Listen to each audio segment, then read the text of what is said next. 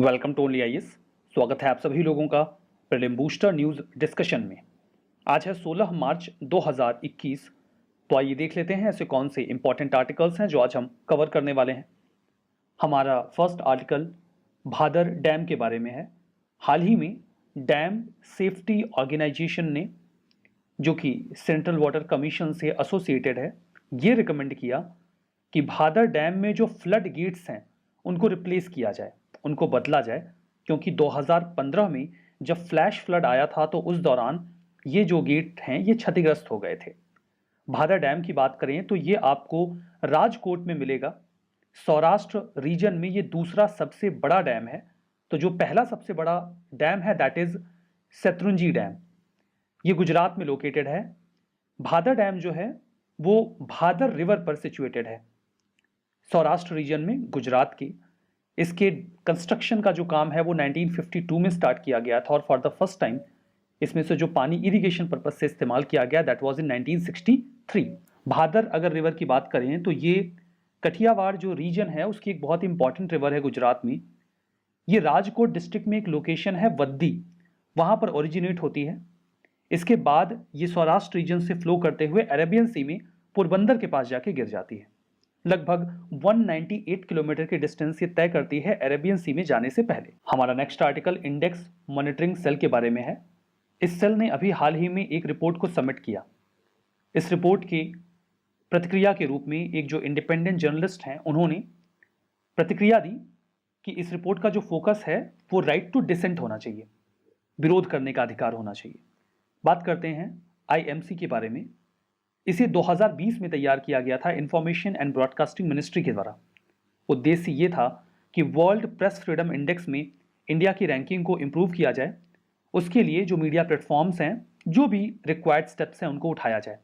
तो ये recommendation cell दे, उसके बेसिस पे काम करेगी गवर्नमेंट और जो बाकी के एंटिटीज या स्टेक होल्डर्स इन्वॉल्व हैं। जो ग्रुप है वो एक ऐसा मैकेनिज्म तैयार करेगा ताकि हम अपनी खुद की भी एक रैंकिंग तैयार कर सकें। हमें आइडिया लग जाएगा कि ग्लोबल लेवल पे हमारी रैंकिंग अच्छी जाएगी या नहीं। आईएमसी में होता कौन है, यानी कि इंडेक्स मॉनिटरिंग सेल में? इसमें प्रेस इंफॉर्मेशन ब्यूरो के डायरेक्टर जनरल होते हैं, registrar of newspaper of India के जो ऑफिशियल्स हैं, bureau of outreach and communication और जो प्रेस फैसिलिटेशन यूनिट्स हैं, इन सभी के मेंबर्स इसमें इन्वॉल्व होते हैं। प्रेस काउंसिल ऑफ इंडिया और नीति आयोग के जो सचिव होते हैं वो भी इसका हिस्सा होते हैं। अपनी की रिकमेंडेशन के तौर पर इस रिपोर्ट में यह कहा गया कि इंडिया को डिफेमेशन को डीक्रिमिनलाइज करना होगा। सेक्शन 499 के तहत अगर कोई भी व्यक्ति किसी दूसरे व्यक्ति की छवि को खराब करने का प्रयास करता है, इन दैट केस जिस व्यक्ति की छवि खराब हुई है या उसे ऐसा लगता है कि उसकी छवि खराब हुई है, वो सेक्शन 499 के तहत उस व्यक्ति के खिलाफ केस दर्ज कर सकता है। जो जर्नलिस्ट हैं वो अक्सर इसका शिकार बनते हैं क्योंकि उनका काम रिपोर्टिंग करना है। इन दैट पार्ट वो अपने ओपिनियन शेयर करते हैं। कई बार उनके ओपिनियन कुछ लोगों के खिलाफ होते हैं। इन दैट केस उन्हें समटाइम्स डिफेमेशन के चार्जेस फेस करने पड़ते हैं। इन दैट केस डेफिनेटली जो इंडिया के प्रेस की फ्रीडम है वो हिंडर होती है। तो रिकमेंडेशन में ये कहा गया कि हम इस जो सेक्शन 499 है इसे ही डीक्रिमिनलाइज कर दें। पैनल ने यह भी कहा कि अगर किसी मीडिया हाउस या पब्लिकेशन के खिलाफ कोई एफआईआर लॉन्च करनी है तो उसके पहले प्रेस काउंसिल ऑफ इंडिया की प्रायर रिकमेंडेशन जरूर से ले ली जाए। वर्ल्ड प्रेस फ्रीडम इंडेक्स की बात करते हैं जिसके बारे में हम काफी कंसर्न हैं। इसे जारी किया जाता है एक non profit organisation reporters without borders के द्वारा। ये जर्नलिस्ट के ऊपर या मीडिया हाउसेस के ऊपर जो दुनिया भर में अटैक्स हो रहे हैं उनको डॉक्यूमेंट करते हैं, उसके बेसिस पर रैंकिंग जनरेट करते हैं। हेडक्वार्टर इनका पेरिस में है। इंडिया को 2020 की रैंकिंग में 180 कंट्रीज में 142 रैंक दी गई। कई सारे पैरामीटर्स इनके होते हैं, लाइक प्लूरलिज्म कैसा है, वेरियस ओपिनियंस एक्सेप्ट होते हैं कि नहीं, मीडिया कितना इंडिपेंडेंट है, एनवायरमेंट कैसा है, और जो मीडिया हाउसेस हैं वो खुद को कितना सेंसर लगाते हैं, लीगल फ्रेमवर्क कैसा है, ट्रांसपेरेंसी कैसी है। ऐसे कई सारे मुद्दों के बेसिस पे इवैल्यूएशन करती है ये बॉडी। हमारा नेक्स्ट आर्टिकल फॉरेक्स रिजर्व के बारे में है। इंडिया का जो फॉरेन एक्सचेंज रिजर्व है वो अभी रसिया को क्रॉस कर गया है और अभी हम 4th लार्जेस्ट फॉरेक्स रखने वाली कंट्री बन चुके हैं। फॉरेक्स होता क्या है, यानी कि फॉरेन एक्सचेंज रिजर्व होता क्या है? देखिए, किसी भी कंट्री का जो फॉरेक्स होता है वो एक प्रकार का एसेट है उस कंट्री के लिए, जिसे उस कंट्री की सेंट्रल बैंक अपने पास रखती है। ये कई तरीके से इसके कुछ कंपोनेंट्स होते हैं, मतलब किस रूप में इसे रखा जाता है उसे भी हम समझेंगे। फॉरेक्स का एक इंपॉर्टेंट कंपोनेंट यूएस डॉलर भी होता है। किसी भी कंट्री का जो सेंट्रल बैंक है वो ज्यादा से ज्यादा फॉरेक्स मेंटेन करने की कोशिश करता है क्योंकि वो उस कंट्री के फंड को बैकअप देता है। कोई ऐसा केस आ जाए जहां पर इंडिया का रुपये बिल्कुल डीवैल्यू हो जाए, उसकी इंटरनेशनल मार्केट में वैल्यू ना रह जाए, तो हमें इंपोर्ट में काफ़ी दिक्कत हो जाएगी। इन दैट केस हम अपने फॉरेक्स का इस्तेमाल कर सकते हैं इंपोर्ट करने के लिए। बैलेंस ऑफ पेमेंट का एक बहुत ही इंपॉर्टेंट कंपोनेंट होता है जो हमारा फॉरेक्स होता है। फॉरेक्स में एक्चुअली में क्या होता है, देखिए फॉरेक्स कुछ कंपोनेंट से मिलकर बनता है, जिसमें पहला तो है गोल्ड। अब गोल्ड इतना टेक्निकल नहीं है कि आपको समझाना पड़े, सोना सबको पता होता है क्या होता है। दूसरा मुद्दा है एसडीआर का, जिसे आप स्पेशल ड्राइंग राइट भी बोल सकते हैं, आईएमएफ का, इंटरनेशनल मॉनेटरी फंड। ये समझने वाली बात है। देखिए इंटरनेशनल मॉनेटरी फंड जो है वो हर कंट्री को एक कोटा असाइन करती है। वो कोटा उनकी कैपेबिलिटी के बेसिस पे असाइन किया जाता है। सामान्य शब्दों में कहूं तो किस कंट्री में कितना दम है, जिसके पास जितना दम है उसे उतना कोटा असाइन किया जाएगा। अब ये पता कैसे करेंगे कि किस कंट्री में कितना दम है? इसे पता करने के लिए वो कुछ पैरामीटर्स इस्तेमाल करते हैं, लाइक उस कंट्री के जीडीपी का साइज कितना है, ये सबसे बड़ा पैरामीटर है। दूसरा, वो इकोनॉमिक वेरिएबल्स को बियर कर सकते हैं कि नहीं, इकोनॉमिक स्ट्रेस आएगा तो कितना सह सकते हैं। और तीसरा, वहाँ का जो मार्केट है वो कितना ओपन है।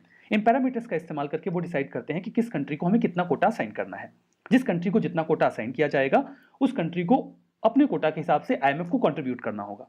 वो जब आईएमएफ को कंट्रीब्यूट करते हैं तो वो कुछ डॉलर में या फिर कुछ अपनी जो डोमेस्टिक करेंसी है उसमें कंट्रीब्यूट कर सकते हैं। अब जो पूरा कंट्रीब्यूशन आईएमएफ के पास आया, आप उसे आईएमएफ का एसेट कह लीजिए। अब इस पूरे एसेट को इतनी सारी करेंसीज में जो कलेक्ट किया गया है, आईएमएफ अलग अलग करेंसीज में तो इवैल्यूएशन में रखेगा नहीं, उसके पास अपना कुछ मेजरमेंट होना चाहिए जिसमें अपने उस पूरे एसेट को वो इवैल्यूएट कर सके। तो अपने एसेट को इवैल्यूएट करने की एक यूनिट आईएमएफ ने तैयार की है, उसे ही कहा जाता है SDR. SDR it is a kind of unit जो इकोनॉमिक कैलकुलेशंस में आईएमएफ इस्तेमाल करता है। अब वो अपने पूरे एसेट को एसडीआर में कन्वर्ट कर देते हैं और फिर इस एसडीआर को हर कंट्री की स्ट्रेंथ के बेसिस पे, उनके कोटा के बेसिस पे असाइन कर दिया जाता है। एग्जाम्पल के तौर पे जैसे यूएसए का जो कोटा है वो 17% का है, तो उसके एवज में उनको एसडीआर असाइन किया गया है। सिमिलरली इंडिया का जो कोटा है वो 2.73% है। इसके एवज में जो इंडिया को एसडीआर अलोकेट किया गया है that is approximately 13 billion SDR. ये डॉलर नहीं है, एसडीआर है। डॉलर में कितना होगा? एक एसडीआर अगर आप देते हैं तो आपको 1.25 या फिर 1.3 डॉलर मिल जाता है, मतलब थोड़ा ज़्यादा मिलता है डॉलर एसडीआर के कंपैरिजन में। अब एसडीआर अलोकेट क्यों करते हैं? अगर आईएमएफ ने कोई कोटा दिया है तो उसकी कोई मॉनेटरी वैल्यू तो होनी चाहिए ना। आप मुझसे कहते हैं सर मेरी सैलरी आपसे 50% ज़्यादा है, क्या मतलब है इसका? मेरी सैलरी 2 रुपये है और आपकी 3 रुपये, या मेरी 100 है और आपकी 150, या मेरी 1 लाख है और आपकी 1.5 लाख, क्या मतलब है इसका? इंडिया कहता है मेरा जो कोटा है आईएमएफ में वो 2.73% है, इसकी वैल्यू क्या है ये तो बताइए। तो वैल्यू इसकी है 13 बिलियन एसडीआर। देखिए जिसके पास जितना ज़्यादा कोटा होता है आईएमएफ को उसे उतना ज़्यादा कंट्रीब्यूट करना होता है। जितना ज़्यादा आप आईएमएफ को पैसा देते हैं आईएमएफ आपकी उतनी ज़्यादा इज्जत करता है। मतलब ये है कि आपकी उतनी ज़्यादा वोट वैल्यू होती है आईएमएफ में। यहाँ पर इक्वल वोटिंग सिस्टम नहीं है, जो जितना ज़्यादा कंट्रीब्यूट करेगा उसके वोट की वैल्यू उतनी ज़्यादा होगी। देखिए एसडीआर का फ़ायदा क्या होता है? फ़ायदा ये होता है कि अगर कोई कंट्री बैलेंस ऑफ पेमेंट के क्राइसिस में है, इन दैट केस उनके पास जो भी एसडीआर है वो उसका डबल अमाउंट आईएमएफ से रिक्वेस्ट कर सकते हैं। ये कोई करेंसी नहीं है आईएमएफ की जिसे आप जाकर तुरंत कहेंगे नहीं हमको चाहिए। दूसरा, जो आईएमएफ है वो अमाउंट वो खुद पे नहीं करते। वो बोलेंगे देखिए कोई करेंसी थोड़ी है, हमने लिखकर थोड़ी दिया था कि मैं धारक को इतने बिलियन एसडीआर अदा करने का वचन देता हूँ। तो आप कहेंगे फिर ये एसडीआर का लफड़ा बनाया क्यों है जब देना ही नहीं है? तो आईएमएफ कहता है कि धीरज रखिए, किसी और से दिलवा देंगे, दिक्कत की बात नहीं है। तो आपका एसडीआर किसी और को देकर इक्विवेलेंट अमाउंट में डॉलर आपको दे देंगे ताकि आपका काम चलता रहे। तो एसडीआर बैलेंस ऑफ पेमेंट के क्राइसिस में मददगार साबित होता है। तो ये तो सारी बातें एसडीआर के बारे में हो गई। तीसरा है फॉरेन करेंसी असेट। आपके पास जो भी फॉरेन करेंसी आई है वो कई तरीके से आती है। कैपिटल मार्केट में जो इन्वेस्टमेंट हुआ कंट्री में, एफडीआई आया, एक्सटर्नल कमर्शियल बोरोइंग आपने करी है, सब पैसा आपने डॉलर के फॉर्म में अपने पास रखा हुआ है, वो भी आपके फॉरेक्स का पार्ट है। आईएमएफ के साथ जो आपकी रिजर्व पोजीशन है, जो आपने ओरिजिनल अमाउंट अपने कोटा के एवज में पे किया होता है, उसका 25% आप किसी भी समय आईएमएफ से मांग सकते हैं अपनी किसी भी क्राइसिस कंडीशन को हैंडल करने के लिए बिना आईएमएफ की कोई टर्म और कंडीशन फॉलो किए। इसे आपकी रिजर्व पोजीशन कहा जाता है। तो ये तो इसके कंपोनेंट हो गए। इंडिया का जो फॉरेक्स है उसे आरबीआई एक्ट ऑफ 1934 के तहत गवर्न करता है। इंडिया का जो रिजर्व है वो इतना है कि हम 18 महीनों तक इंपोर्ट कर सकते हैं बिना किसी समस्या के। हाल फिलहाल में ये बढ़ा है क्योंकि हमारा करंट अकाउंट सरप्लस हुआ है। हमारे यहाँ जो करेंसी का इनफ्लो है एफडीआई के फॉर्म में भी वो बढ़ रहा है। दुनिया में चाइना के पास सबसे बड़ा फॉरेक्स है, उसके बाद जापान और स्विट्जरलैंड का नंबर आता है। ये सारी बातें फॉरेक्स रिजर्व के बारे में। हमारा next article advisory committee on Saraswati river के बारे में है। सेंट्रल गवर्नमेंट ने अभी हाल ही में रिकंस्टिट्यूट किया है advisory committee on Saraswati river को, ताकि वो सरस्वती रिवर के बारे में अगले 2 सालों में जो भी जानकारी इकट्ठा कर पाएंगे हमें कन्वे करेंगे। अब देखिए, इसके पहले आर्कियोलॉजिकल सर्वे ऑफ इंडिया ने एक एडवाइजरी कमेटी को 2017 में बनाया था। उनका 2019 में टेन्योर खत्म हुआ है, वापस से 2 साल के लिए रिकंस्टिट्यूट किया गया है। उद्देश्य ये है कि जो मिथिकल सरस्वती रिवर के है उसका बेसिन पता करें, उसका जो पाथ है उसके बारे में हमें जानकारी दी जाए। देखिए, जो हिस्टोरिकल एविडेंसेस हैं उसमें ऋग्वेद, लेटर वैदिक पीरियड और पोस्ट वैदिक पीरियड के जो टेक्स्ट हैं वहां पर सरस्वती नदी का जिक्र मिलता है। इस कमेटी को चेयर किया जाएगा कल्चर मिनिस्टर के द्वारा। इसमें कई सारे और भी एंटिटीज से ऑफिशियल्स होंगे, like culture, tourism, water resource, environment and forest, housing, urban affair की जो मिनिस्ट्रीज हैं वहाँ से मेंबर्स जो होंगे वो यहाँ पर आएंगे। इंडिया स्पेस रिसर्च और इसरो के भी जो रिप्रेजेंटेटिव्स होंगे वो इसका पार्ट होंगे। जो गवर्नमेंट ऑफिशियल गुजरात, हरियाणा, राजस्थान और ASI के ऑफिशियल्स भी इसका पार्ट होंगे। सरस्वती रिवर ओरिजिनेट कहाँ से होती हैं, जो भी जानकारी हमारे पास है उसके मुताबिक गढ़वाल जो रीजन है उत्तराखंड का, उसमें एक ग्लेशियर है हर की दून जो ग्लेशियर है वहीं से इनका ओरिजिन माना जाता है। ऐसी मान्यता है कि ये नदी कम से कम 1500 किलोमीटर की दूरी तय करती थी उस समय जब भी ये थी। लगभग 4000 पहले ये नदी सूख गई ऐसा बताया जाता है। कारण ये बताते हैं कि कोई टेक्टोनिक शिफ्ट हुआ था, उसकी वजह से जो रिवर का वाटर सोर्स था वो कट हो गया, उसके बाद नदी में पानी नहीं रह गया। ये जो नदी है वो किन राज्यों से होकर गुजरती है? ये उत्तराखंड, हरियाणा, पंजाब और राजस्थान से होकर गुजरती है। उत्तर प्रदेश का तो नाम ही नहीं आया और कहते हैं संगम में सरस्वती नदी आकर मिलती थी। तो मामला ये है कि साइंटिस्ट अभी तक ये कहते हैं कि सीधे सीधे तो सरस्वती नदी संगम में, इलाहाबाद में या प्रयागराज में नहीं आती थी। हाँ, उसकी एक विंग थी जो बाइफर्केट होकर आकर यमुना से मिलती थी और फिर यमुना जाकर उसे संगम में मिला देती थी। इस तरीके से यहाँ पर संगम सरस्वती नदी के साथ तैयार होता था। तो ये जानकारी है। ASI के बारे में बात करते हैं। एक प्रीमियर ऑर्गेनाइजेशन है जो आर्कियोलॉजिकल रिसर्च करता है, साइंटिफिक एनालिसिस करता है, आर्कियोलॉजिकल साइट्स का एक्सकेवेशन, कंजर्वेशन, प्रिजर्वेशन का काम करता है। नोडल मिनिस्ट्री की बात करें तो मिनिस्ट्री ऑफ कल्चर के डिपार्टमेंट ऑफ कल्चर से एक अटैच्ड ऑफिस है। 1861 में फॉर द फर्स्ट टाइम इसे फाउंड किया गया था अलेक्जेंडर कनिंघम के द्वारा, जो कि ASI के फर्स्ट डायरेक्टर जनरल भी थे। हमारा जो नेक्स्ट आर्टिकल है वो ऑटोक्रेटाइजेशन गोज वायरल रिपोर्ट के बारे में है। इस रिपोर्ट को अभी हाल ही में रिलीज किया गया है वैरायटीज ऑफ डेमोक्रेसी इंस्टीट्यूट के द्वारा, जिसे VDEM इंस्टीट्यूट भी कहते हैं। ये स्वीडन का एक इंस्टीट्यूट है। इन्होंने एक बहुत बड़ा परिवर्तन किया है। इंडिया का स्टेटस पहले इलेक्टोरल डेमोक्रेसी हुआ करता था, उन्होंने इस स्टेटस को रिड्यूस कर इलेक्टोरल ऑटोक्रेसी कर दिया है। ऑटोक्रेसी का मतलब होता है कि कोई ऐसा रिजीम जहां पर एक व्यक्ति के पास आवश्यकता से अधिक पावर्स हों, वो सारे डिसीजंस लेता हो और उसके डिसीजंस को कोई क्वेश्चन ना करता हो। तो इस लिहाज से इंडिया को अभी इन्होंने इलेक्टोरल ऑटोक्रेसी के एम्बिट में डाल दिया है। VDEM एक इंस्टीट्यूट है, ये एक इंडिपेंडेंट रिसर्च ऑर्गेनाइजेशन है, 2014 में तैयार किया गया था स्वीडन के एक पॉलिटिकल साइंटिस्ट थे स्टेफन लिंडबर्ग, उनके द्वारा। ऑब्जेक्टिव ये है कि दुनिया भर में जो डेमोक्रेसी का स्टेटस है उसको इवेल्युएट किया जाए, पिछले 1 दशक का पूरा इवेल्युएशन करके रैंकिंग दी जाए। डाटा ये सर्वे जो कंट्री के एक्सपर्ट्स होते हैं उनसे कलेक्ट करते हैं, बाद में उसे अपने स्टैटिस्टिकल मॉडल से एनालाइज करते हैं।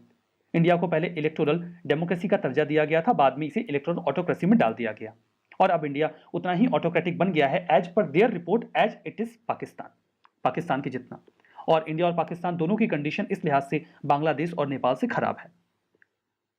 अब भारत दुनिया के 25 ऐसे देशों में है जिनको इलेक्टोरल ऑटोक्रेसी के एम्बिट में डाला गया है, इंक्लूडिंग ब्राजील, टर्की और कुछ और देश। हमारा next article places of worship special provision act 1991 के बारे में है। सुप्रीम कोर्ट ने अभी सेंट्रल गवर्नमेंट से ये कहा, एक प्ली दी गई है इस कानून को लेकर, आप इस पर रिस्पॉन्ड करिए। इस कानून में होल एंड सोल क्या था मैं आपको बताता हूं। इस कानून को 1991 में पास किया गया था। उस समय काफी हैवॉक चल रहा था कई सारे रिलीजियस प्लेसेस को लेकर, जिसमें बात चल रही थी कि ये प्लेसेस जो मुस्लिम कम्युनिटी से बिलोंग करते हैं, एक्चुअली में ये हिंदू कम्युनिटी के रिलीजियस प्लेसेस हुआ करते थे।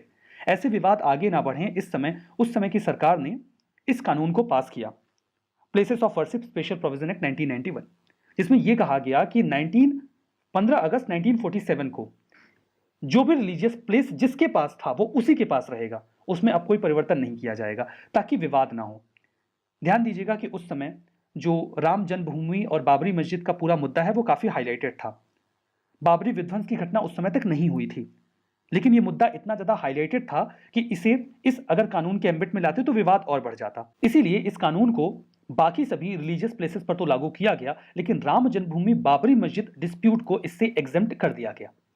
पर्पस बिल्कुल क्लियर था, ताकि किसी रिलीजियस प्लेस को वापस से कन्वर्ट करने की संभावना ना बने और इस बात को लेकर विवाद ना हो। ऐसा इस सेक्शन 3 में कहा गया है कि कोई भी पर्सन ऐसा प्रयास नहीं करेगा। सेक्शन 4 का क्लॉज 2 ये बोलता है कि 15 अगस्त 1947 को जो रिलीजियस प्लेस जिसके पास था उसी के पास रहेगा। उस दौरान अगर कोई भी प्रोसीडिंग पेंडिंग थी तो वो उसी समय खारिज हो जाएगी। हाँ, उसके बाद अगर कोई केस चला 1947 से लेकर 1991 के बीच में तो उस पर विचार विमर्श किया जाएगा।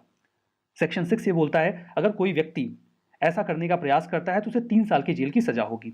और सेक्शन 5 के तहत ये जो राम जन्मभूमि बाबरी मस्जिद डिस्प्यूट था इसे एग्जेम्प्ट कर दिया गया।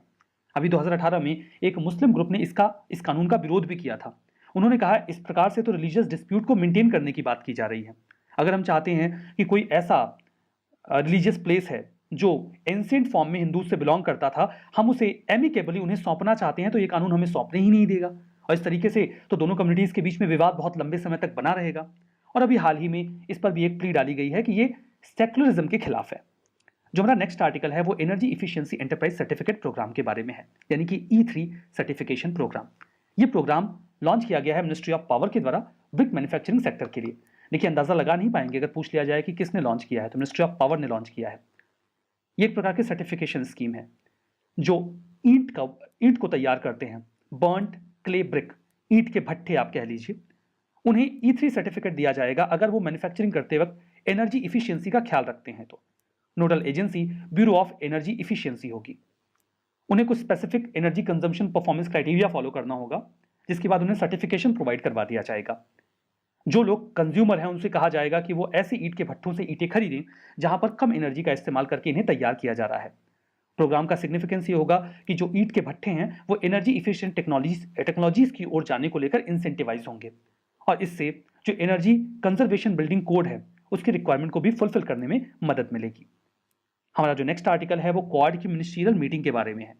हाल ही में इंडिया ने क्वाड की मिनिस्ट्रियल मीटिंग को ज्वाइन किया, जहां पर इंडो पैसिफिक के मुद्दे को डिस्कस किया गया, हिंद प्रशांत क्षेत्र के मुद्दे को डिस्कस किया गया, और म्यांमार में जो मिलिट्री टेक ओवर है उसकी भी बात की गई। अब इंडो पैसिफिक का मतलब क्या होता है?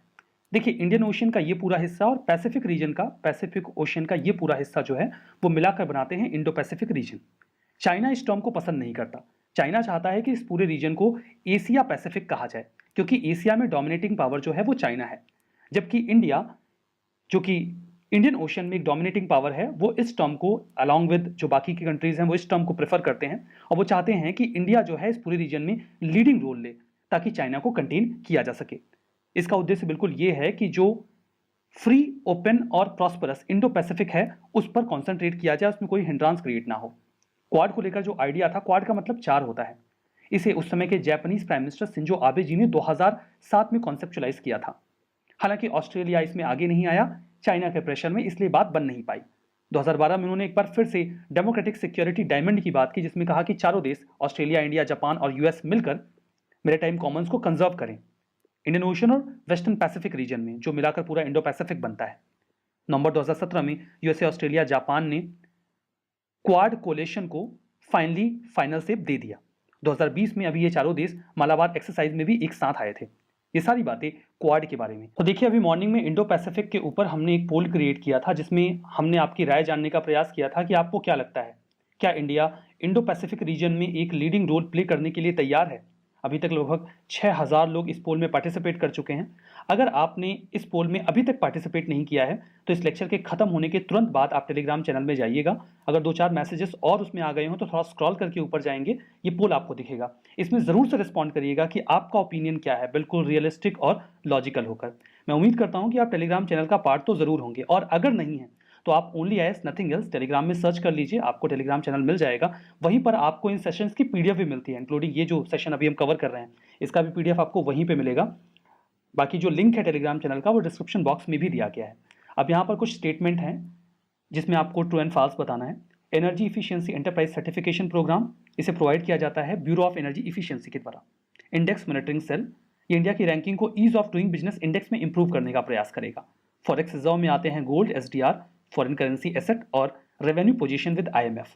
Places of worship special provision act 1991, जो रिलीजियस कैरेक्टर है किसी भी प्लेस ऑफ वर्शिप का जो 1991 में था वहीं पर उसे फ्रीज कर देने का प्रावधान करता है। बताइए कौन सा स्टेटमेंट यहाँ पर सही है, कौन सा गलत है? आज के सेशन में यहीं पे रुकेंगे। Thank you very much.